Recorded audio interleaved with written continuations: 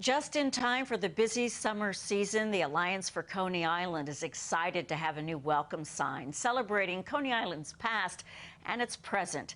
This sign is a 150-foot-long mural painted by Danielle Mastrion. Now, she is an accomplished muralist whose work is in all 5 boroughs and beyond. I spoke with this proud Brooklynite as she finished this latest project.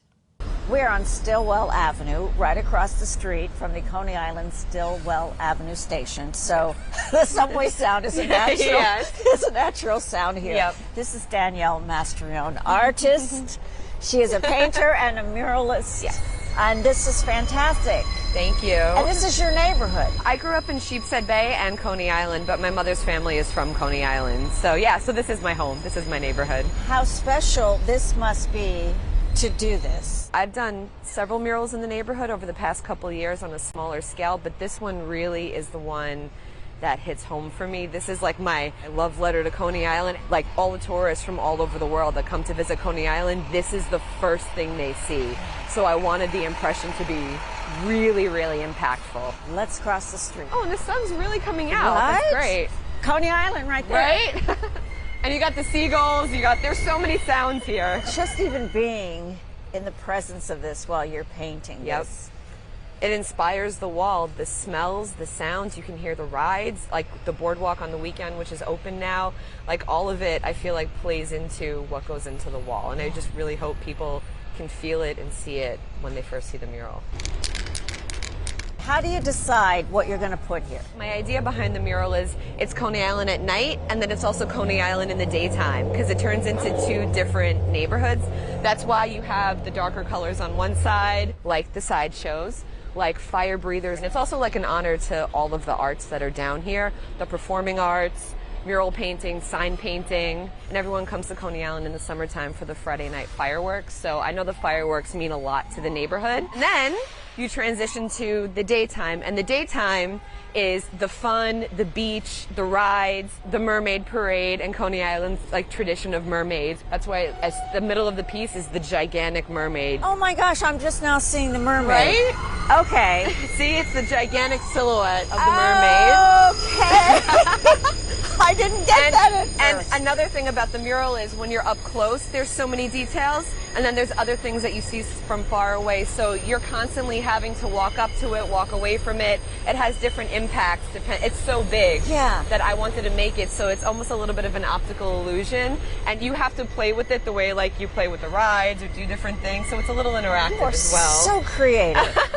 And then obviously the beach chairs, the beach umbrella, the little boy with the shovel and the pail and the sandcastle. So this is the beach, the daytime. One of my favorite little Easter eggs, hidden things inside the mural, is the rabbit inside the Coney. And some people know it, some people don't. A lot of people driving by have been like, you included the rabbit. Coney, or like an interpretation of it, is Dutch for rabbit. The Dutch used to hunt rabbits on Rabbit Island. And then of course, the cyclone. I wanted it to just be like silhouetted in the background, the way it is when you look at like the whole landscape of Coney Island. It's always in the background. And then if you keep going, you have the parachute jump, which again, like I said, the silhouette dots the skyline of Coney Island, and everyone knows it. Yeah. And then a little bit more of the history, the old Steeplechase Park. They used to have these round punch tickets. And it's interesting, a lot of residents that grew up here say, they're like, I remember going to Steeplechase Park when I was a kid before it got torn down. I remember those tickets, I have those tickets. And then at the very end, I have the lead horse of the B&B carousel, the famous historic carousel, which is also on the boardwalk. You talked about perspective. We're so close to the eye here. Yep. And just how you as an artist, how do you do what you do? I get that question a lot. I paint big naturally, or else I wouldn't be doing murals. You ask me to do something a little small and tiny, it takes me forever. But I chose this angle and this shot because, you know, I wanted to bring you in.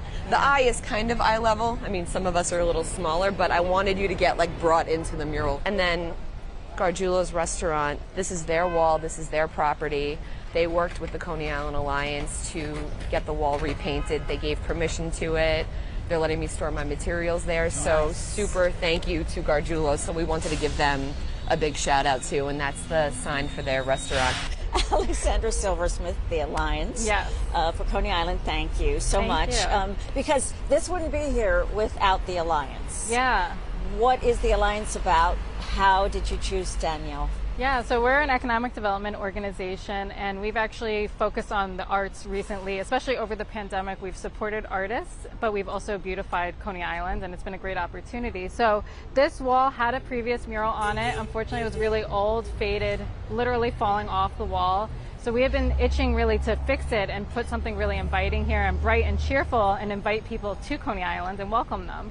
We applied for a grant. Finally, there was an opportunity. New York Main Street awarded us, and then we did an open call. We got about 70 submissions, and Danielle was the one that was selected and clearly has touched on a lot of the history in Coney Island through her piece, which we're really excited about.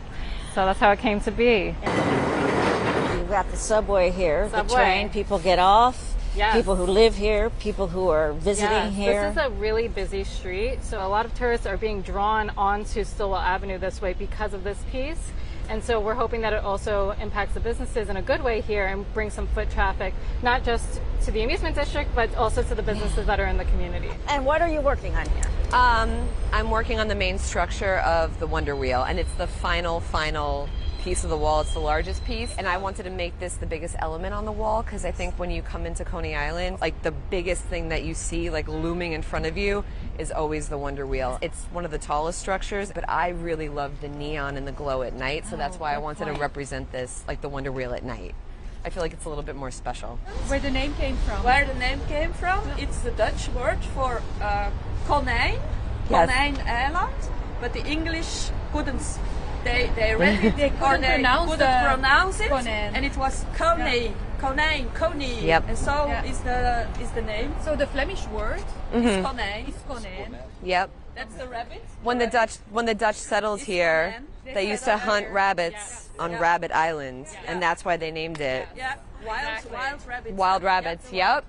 I'm so happy you guys knew that. What is it about public art that is in your soul? I think I have been more driven to create public art because it's open to everybody.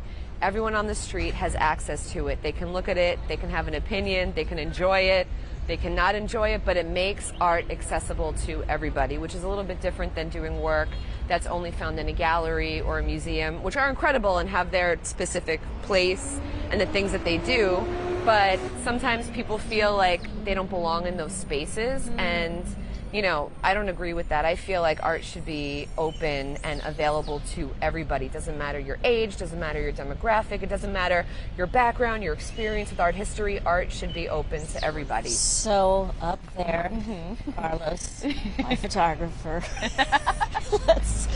What do you say to people to come here and see this? As soon as you come to Coney Island, welcome to Coney Island. Please come visit us. The Alliance for Coney Island will celebrate the completion of Danielle Mastrion's Welcome to Coney Island mural with a ribbon cutting right there on Stillwell Avenue on Wednesday, June 2nd at 11 a.m. For more information, go to our website, cbsnewyork.com.